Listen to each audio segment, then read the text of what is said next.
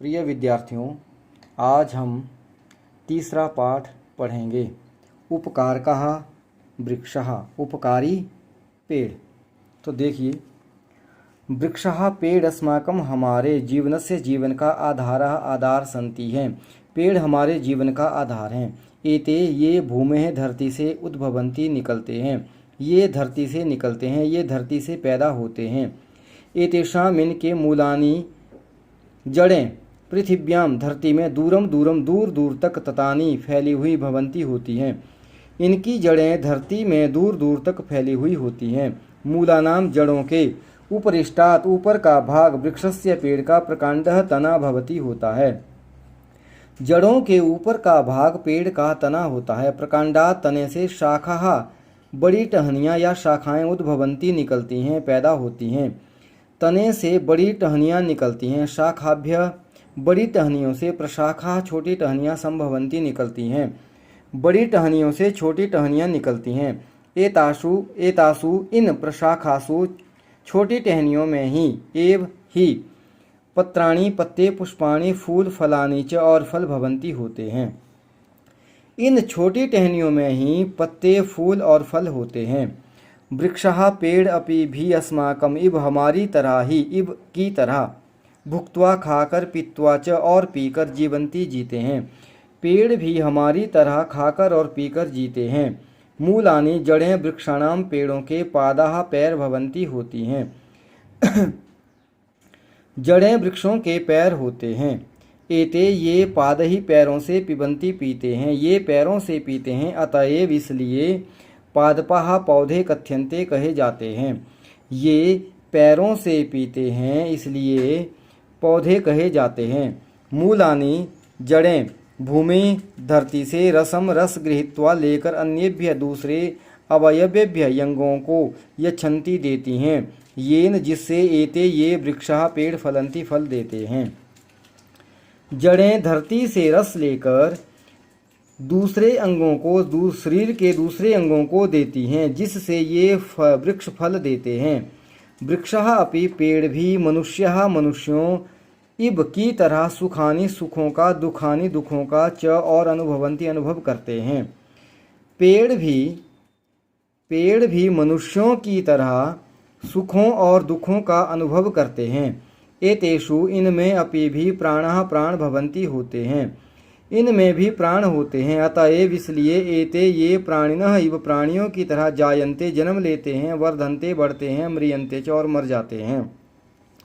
इनमें भी प्राण होते हैं इसलिए ये प्राणियों की तरह जन्म लेते हैं, बढ़ते हैं और मर जाते हैं। परंतु ये अचरः सन्ति, परंतु ये चलते नहीं हैं। अचरः चलते नहीं हैं, परंतु ये चलते नहीं हैं। अर्थात एते अर्थात ये खग पक्षी मृग पशु जलचर जल में रहने वाले जीव नरः मनुष्यों की इब तरह नहीं चरंती चलते हैं। अर्थात ये पक्षी पशु जल में रहने वाले जीव और मनुष्यों की तरह नहीं चलते हैं। वृक्षाणाम बहवः वृक्षों के बहुत से भेदाः भेद सन्ति हैं, वृक्षों के बहुत से भेद हैं। एतेषु केचित् इनमें से कुछ फल वृक्षाः सन्ति, इनमें से कुछ फल वृक्ष हैं। अन्ये च और दूसरे पुष्प वृक्षाः सन्ति और कुछ और दूसरे फूलों वाले वृक्ष होते हैं। इनमें से कुछ फलों वाले वृक्ष हैं और दूसरे फूलों वाले वृक्ष होते हैं। वृक्षः पर्यावरणम वृक्ष पर्यावरण को संतुलित कुर्वन्ति करते हैं, वृक्ष पर्यावरण को संतुलित करते हैं। एते ये वर्षायै वर्षा में भी अपि भी सहायक भवंती होते हैं, ये वर्षा के लिए भी सहायक होते हैं। एते ये वातावरण को स्वच्छ कुर्वन्ति करते हैं, ये वातावरण को भी स्वच्छ करते हैं, ये वातावरण को स्वच्छ करते हैं। वृक्षः पेड़ पर्यावरण में प्रसृतान फैली हुई प्रदूषित वायु को गृहीत्वा लेकर श्वसन क्रियायै सांस की क्रिया के द्वारा अस्मभ्यम हमें प्राणवायु यच्छन्ति देते हैं। पेड़ पर्यावरण में फैली हुई प्रदूषित वायु को लेकर सांस की क्रिया के द्वारा हमें प्राणवायु देते हैं, हमें शुद्ध वायु देते हैं।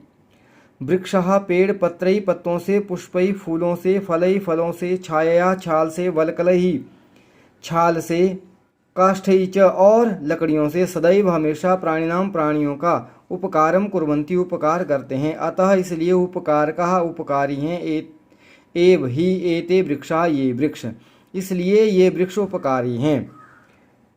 वृक्ष पत्तों से, फूलों से, फलों से, छाया से, छाल से और लकड़ियों से हमेशा प्राणियों का उपकार करते हैं, इसलिए ये उपकारी वृक्ष हैं।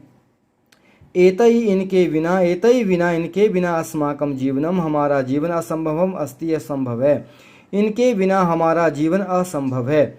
एतेषां रक्षणे, इनकी रक्षा में, एव ही अस्माकं, हमारे जीवनस्य, जीवन का, रक्षणम रक्षा है, इनकी रक्षा में ही हमारे जीवन की रक्षा है। अतएव कथ्यते, इसलिए कहा है, रक्षणीयः, रक्षा करनी चाहिए, एते, इन उपकार का, उपकारी वृक्षा, पेड़ों की, इसलिए कहा है इन उपकारी वृक्षों की रक्षा करनी चाहिए। तो यहाँ पर पाठ समाप्त होता है। अब आइए पाठ का अभ्यास करते हैं। देखिए, ये वाक्य शुद्ध हैं अथवा अशुद्ध हैं, ऐसा पढ़ें, बोलें और लिखें। तो पहला है, देखिए, वृक्षः अस्माकं जीवनस्य आधारा सन्ति, वृक्ष हमारे जीवन का आधार हैं। शुद्धम, वृक्षः भूमे उद्भवन्ति, पेड़ धरती से उत्पन्न होते हैं। शुद्धम, वृक्षः अपि भोजनं कुर्वन्ति, पेड़ भी भोजन करते हैं। शुद्धम, सर्वे वृक्षः फलानि यच्छन्ति। अशुद्धम, सभी वृक्ष फल देते हैं। वृक्षः अपि जायन्ते वर्धन्ते म्रियन्ते च, पेड़ भी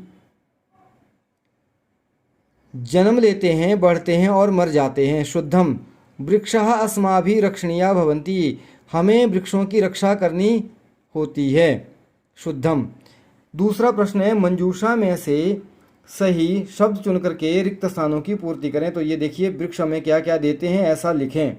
तो ये मंजूषा है, यहाँ से हमने भरना है। तो देखिए, वृक्ष दूसरों को स्वच्छ हवा देते हैं, वृक्ष ठंडी छाया देते हैं, वृक्ष मीठे फल देते हैं, वृक्ष वातावरण को स्वच्छ करते हैं, वृक्ष कोमल फूल देते हैं, वृक्ष प्राणियों पर बहुत उपकार करते हैं। तो स्वच्छ वायुम छायाम फलानि स्वच्छम पुष्पाणि प्राणिनाम।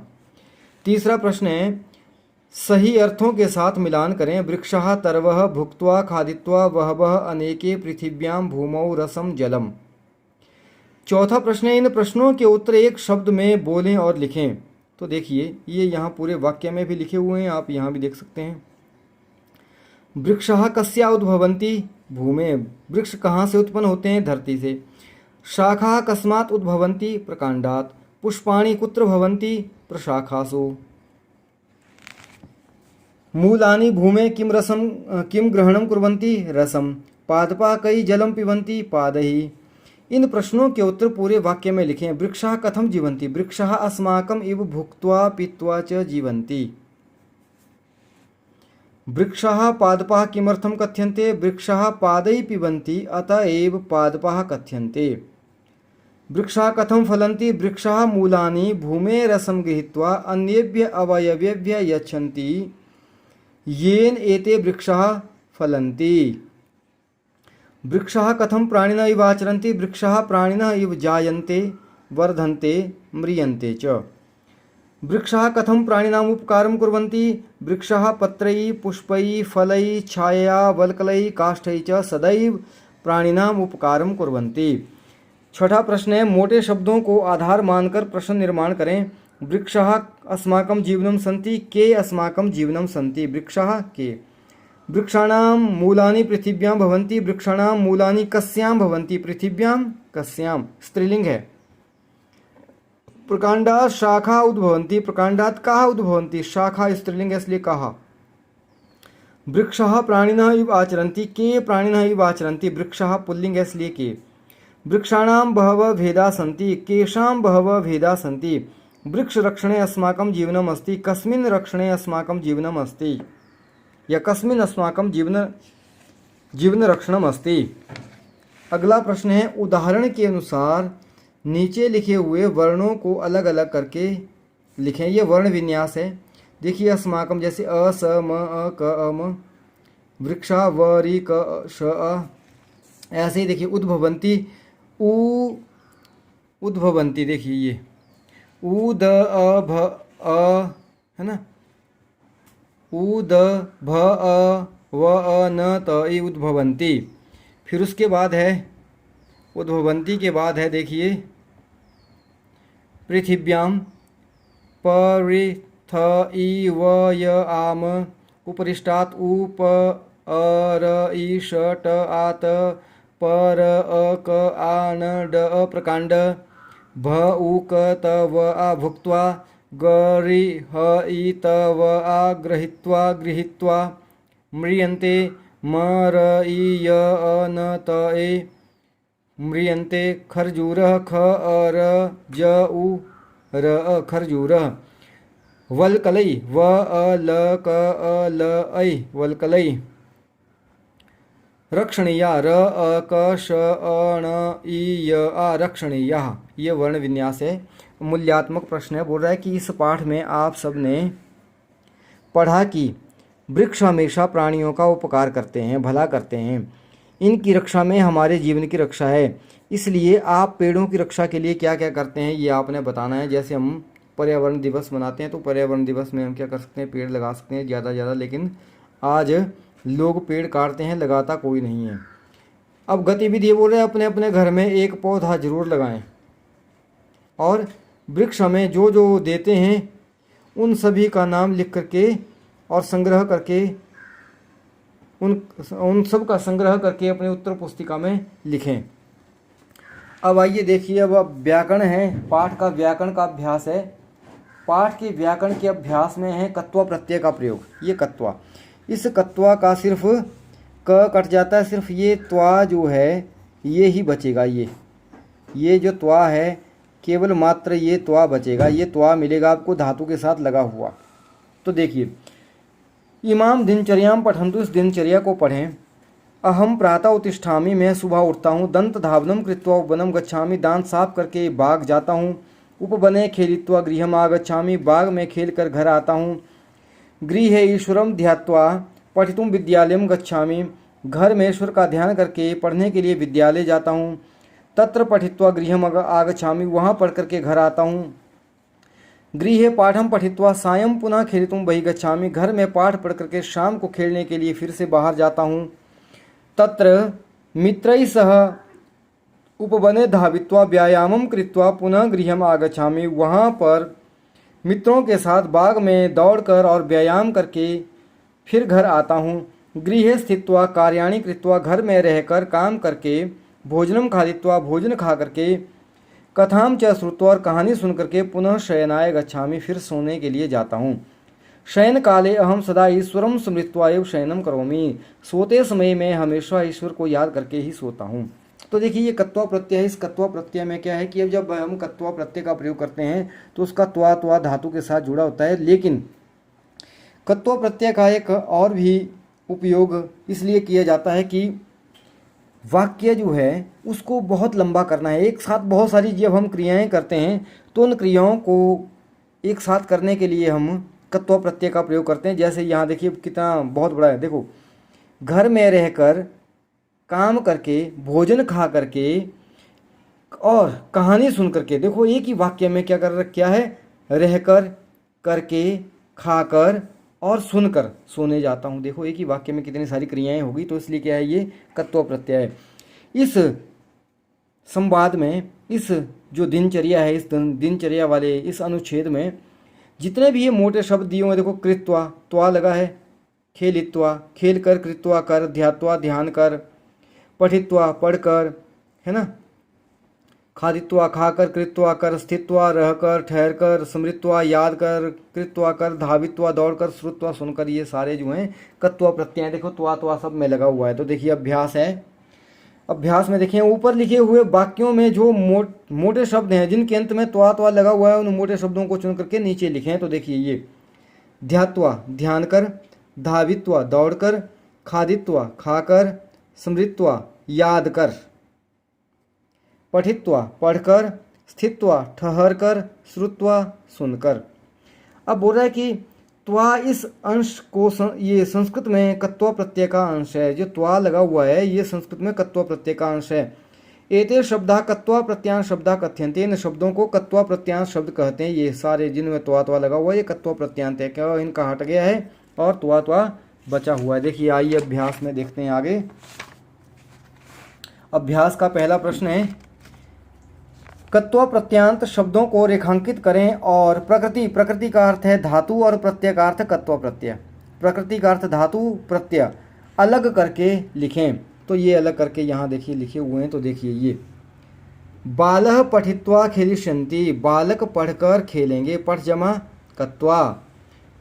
ते खेलित्वा पठिष्यन्ति, वे सब खेल कर पढ़ेंगे, पठ जमा कत्वा पठित्वा। ये यहाँ पर ये खेलित्वा, खेल जमा कत्वा, खेलित्वा पठित्वा नहीं, खेल जमा कत्वा खेलित्वा। अगला है बालः गृहं गत्वा भोजनम खादिष्यन्ति, बालक घर जाकर भोजन खाएंगे, गत्वा गम जमा कत्वा, गत्वा गम जमा कत्वा। सैनिका चौरम गृहीत्वा न्यायालयम नयन्ति, सैनिक चोर को पकड़कर न्यायालय ले जाते हैं, गृह जमा कत्वा गृहत्वा। जन लोग चोर को देखकर प्रसन्न होते हैं, दृष्ट्वा, दृश्य जमा कत्वा दृष्ट्वा, दृश्य जमा कत्वा दृष्ट्वा। चोर प्रश्न सुनकर कुछ भी उत्तर नहीं देता है, श्रुत्वा, श्रु जमा कत्वा श्रुत्वा। चोर दुखी होकर ईश्वर को याद करता है, भूत्वा, भू जमा कत्वा भूत्वा। अब दूसरा प्रश्न है, कत्वा प्रत्यय को जोड़ करके मंजूषा में से सही उत्तर चुन करके रिक्त स्थानों की पूर्ति करें। ये मंजूषा दी हुई है, देखिए यहाँ पर नंबरिंग भी की हुई है, 1 2 3 4 5, ठीक है जी। ये नंबर से लिखे हुए हैं, मैं यहाँ से बोल देता हूँ। देखिए ये यहाँ जोड़ने भी हैं, यहाँ से ये देखो धातु को। राधा विद्यालयम गत्वा पठति, राधा विद्यालय जाकर पढ़ती है। अध्यापक प्रश्नम पृष्ट्वा छात्रम पश्यति, अध्यापक प्रश्न पूछकर छात्र को देखता है। राधा प्रश्न से उत्तरम न दत्वा लज्जिता भवति, राधा प्रश्न का उत्तर न देकर शर्मिंदा होती है। राधा कथयति अहम पाठम स्मृत्वा आगमिष्यामि, राधा कहती है मैं पाठ को याद करके आऊँगी। कृषकाः कार्यं कृत्वा गृहं गमिष्यन्ति, किसान काम करके घर जाएंगे। वयम उदाहरणानि दृष्ट्वा कार्यं करिष्यामः, हम सब उदाहरण देखकर काम करेंगे। अब देखिए यहाँ पर बोला कि यदा धातु उपसर्गेण युक्त भवति तदा कत्वा प्रत्यय स्थाने ल्यप प्रत्यय भवति। बोला जब धातु जो है उपसर्ग के साथ होती है तब कत्वा के स्थान पर ल्यप प्रत्यय का प्रयोग होता है। और ल्यप और कत्वा का मीनिंग दोनों का एक ही है, अर्थ दोनों का एक ही है, लेकिन क्या है यहाँ पर देखिए गम जमा कत्वा गत्वा, दा जमा कत्वा दत्वा, स्मृ जमा कत्वा स्मृत्वा, पठ जमा कत्वा पठित्वा। लेकिन यहाँ पर पहले उपसर्ग लगा होगा फिर बाद में ल्यप। देखो आगम ल्यप आगम्य, आदा ल्यप आदाय, विस्मृ ल्यप विस्मृत्य, संपठ ल्यप संपठ्य। अब देखिए यहाँ पर मैं आपको थोड़ा सा बता देता हूँ ल्यप प्रत्यय के बारे में। ये यहाँ देखिए ये जो ल्यप है, देखिए ये ल्यप जो है, ये ल्यप है ना, ये जो ल्यप है इस ल्यप का ल भी कट जाता है, प भी कट जाता है, और क्या बचता है य। तो देखिए अब जब हम धातु के साथ इसका प्रयोग करते हैं तो देखिए य अंत में य मिलेगा आपको। देखो ये आगम्य, अब आगम्य कैसे, देखो धातु को कैसे, धातु को ये ल और ये काट दो, य बच गया। देखो आगम्य, आगम्य म आधा है तो म आधा हो गया। देखो आदा ल और प को काट दो, आदाय। विस्मृ है ना, विस्मृत्य, यहाँ पर थोड़ा सा अंतर है कुछ है ना, त आ गया है। और संपठ ल्यप, देखो संपठ्य।